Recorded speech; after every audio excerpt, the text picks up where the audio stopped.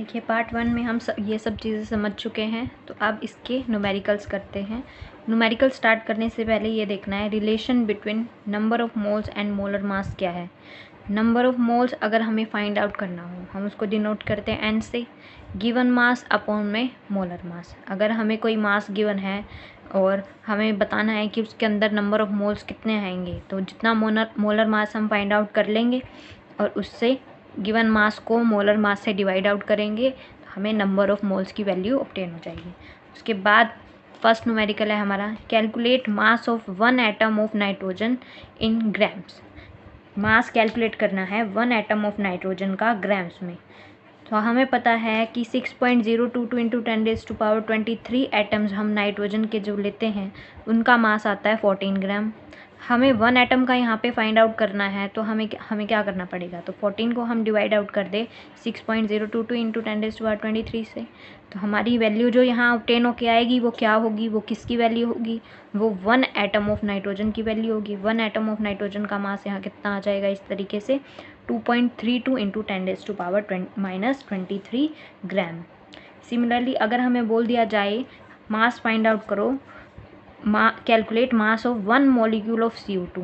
अब 1 molecule of CO2 बोला है, तो फिर से हमें यहाँ पता है कि 6.022 इंटू 10⁻23 मॉलिक्यूल्स हम ले रहे हैं, तो उसका मास होता है 44 ग्राम।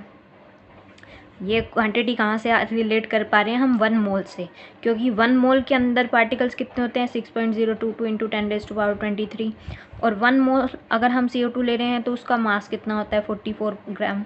तो इसका मतलब यही है कि इतने पार्टिकल्स जब हमने लिए तभी तो मास इतना आया। तो हम यहाँ से डायरेक्ट कह सकते हैं इतने पार्टिकल्स, इतने मॉलिक्यूल्स हम CO2 के ले रहे हैं तो उसका मास आएगा 44 ग्राम।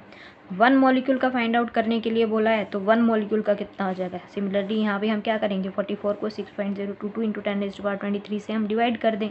डिवाइड करके आपके पास वैल्यू हो जाएगी nearly 7.3 into 10⁻⁻23 gram. Third example देखिए, how many moles are present in 4.9 gram of H2SO4। H2SO4 के अंदर कितने 4.9 ग्राम हम H2SO4 ले रहे हैं, तो इसके अंदर कितने मोल्स प्रेजेंट हैं।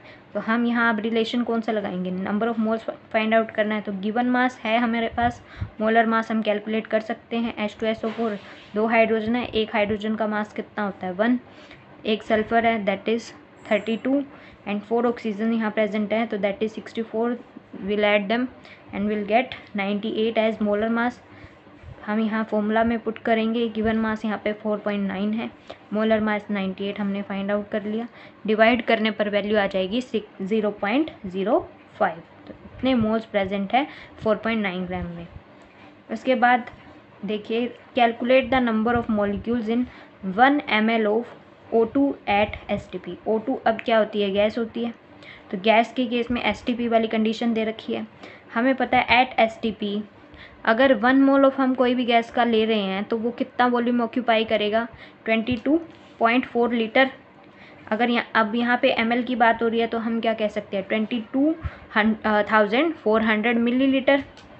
तो 22,400 मिलीलीटर ऑफ O2 गैस में कितने पार्टिकल आएंगे, क्योंकि ये 1 मोल के इक्वल है। 1 मोल इतना ऑक्यूपाई करता है स्पेस, और 1 मोल के अंदर पार्टिकल्स कितने आते हैं, या मॉलिक्यूल्स हो रहा है तो यहाँ मॉलिक्यूल्स कितने आएंगे 6.022 इंटू 10⁻23।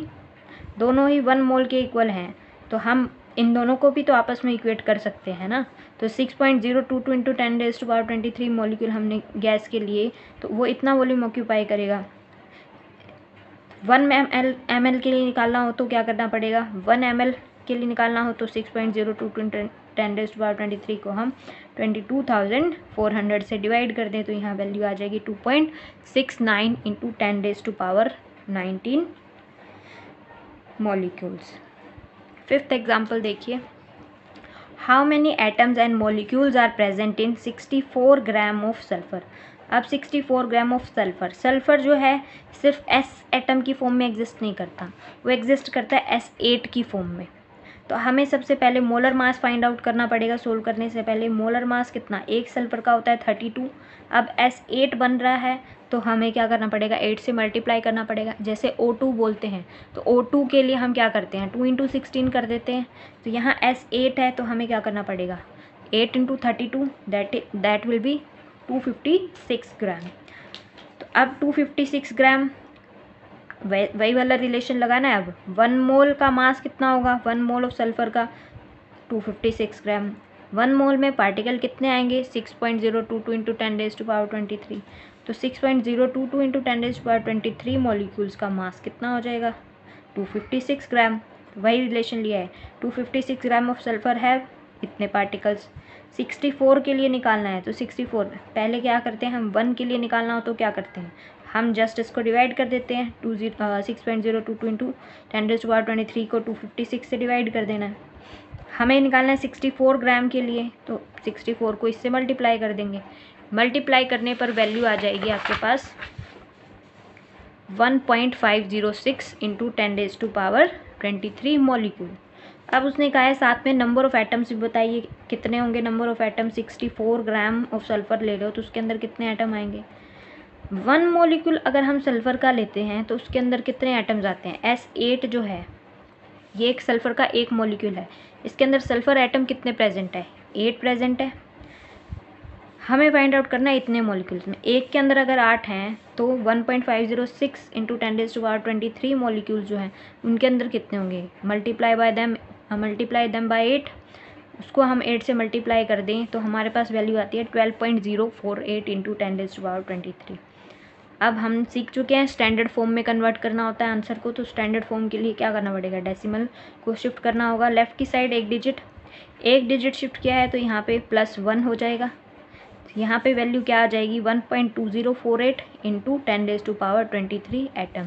तो 64 ग्राम ऑफ सल्फ़र हम ले रहे हैं तो उसके अंदर नंबर ऑफ एटम कितने होंगे 1.204 इंटू 10⁻24 एटम्स।